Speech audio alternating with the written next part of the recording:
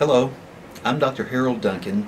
I'm a licensed professional counselor and licensed marriage and family therapist in Dallas, Texas.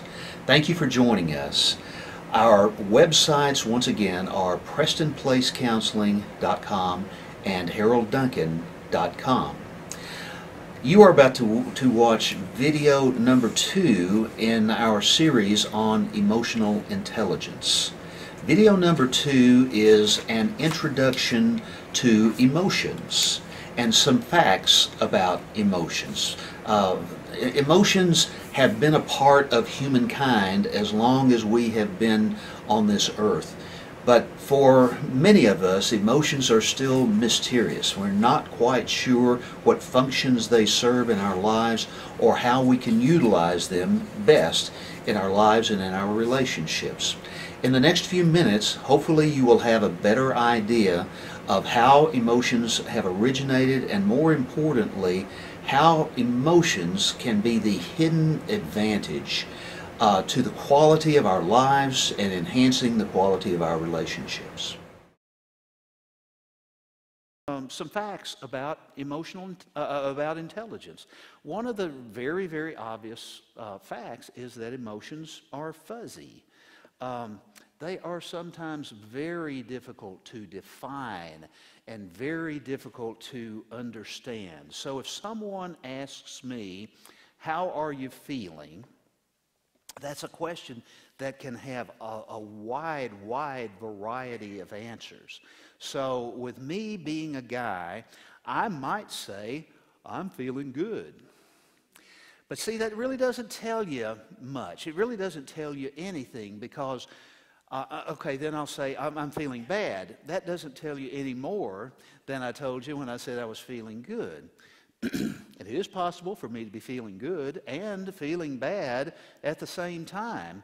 But you don't know that without more clarity, more definition. And so the good and bad terms are very global. They're like umbrella terms. And emotions are just difficult to quantify. So if I say I'm feeling bad and somebody says, "Well, how bad are you feeling?" I might say, "I'm feeling really, really bad." It still doesn't give you any useful information. And you don't know that much more about me than you did to begin with, except that I'm not very good at explaining my feelings. In reality, if I say I'm feeling bad, I might more accurately describe my feelings as disappointed, discouraged, ashamed, uncertain, maybe confused, maybe angry, maybe hurt. There are a lot of much more specific terms, and I realize that many of you, perhaps most of you, are very familiar with that. If I say I'm feeling good, I might more accurately say I'm feeling content, or I'm feeling happy, or I'm feeling optimistic, or I'm feeling really, really ecstatic, or I'm feeling interested. So one of the facts about emotions is that they are difficult and they are fuzzy. Another really, really important point, and another self-evident point, is that emotions take time. Emotions take time. And that is something, certainly in my life and probably in yours as well, time is often in very, very short supply. Unless we are just really, really good, as Betty indicated earlier, really good at setting boundaries and really good at saying no, it is really easy to become overcommitted and to become stretched and stressed beyond what is healthy for us. Emotions take time. One of the hazards, and I read this in a management book several years ago, probably about 20 years ago, that one of the hazards in the workplace is that managers are usually so busy that they are prone to dwell in a surface or a superficial level and only deal with what needs to be dealt with right then and there. And when I read that, it occurred to me that hazard probably exists for all of us. We We're stressed and we're stretched, and one of the byproducts of time pressures is to only deal with what we can see or what we can hear or what happens right now. Relentless time demands often lead to a propensity to stick as closely as possible to the realm of facts and intellect, and to value only those things that can be ordered and analyzed and defined and dealt with and contained. Now, it takes time to learn about each other's hopes and dreams. And it takes time to learn about each other's fears and dreads. There is no such thing as instant intimacy. Now, there may be such a thing as instant sex, but there's no such thing as instant intimacy.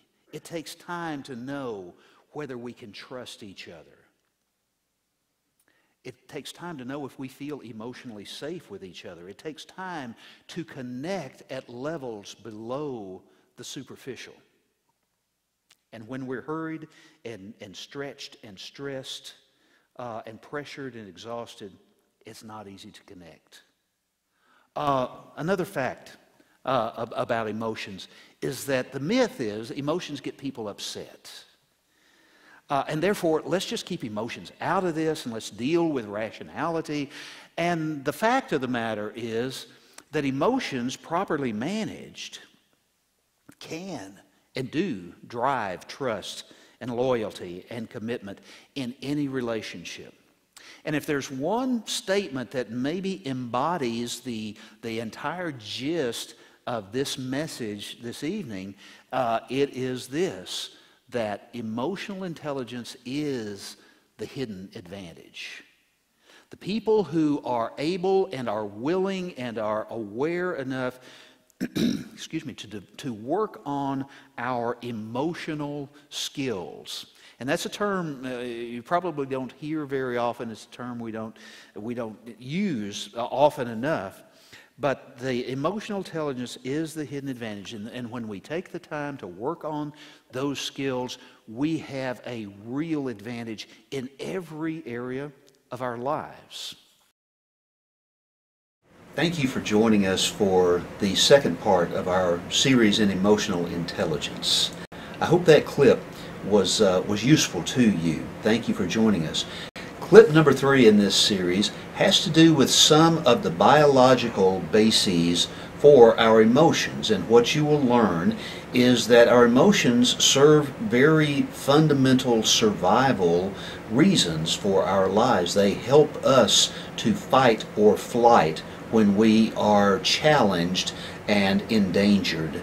So please come back and look at clip number 3, the biological bases of our emotions, and hopefully you will enjoy that. I'll remind you one more time, our websites are PrestonPlaceCounseling.com and HaroldDuncan.com.